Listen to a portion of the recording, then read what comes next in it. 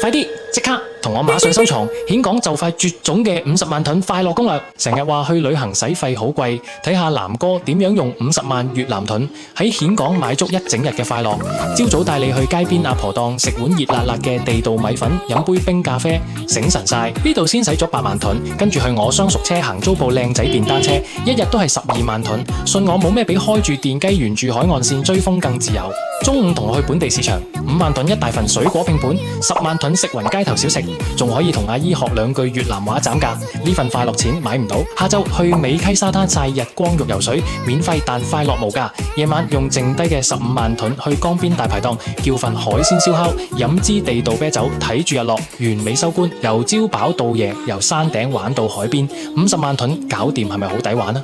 其實無論你想咁樣窮遊，定係要5星級私人導遊高端定製，最緊要有個對嘅引路人帶你發現越南唔同嘅美。想點玩？評論區話我知。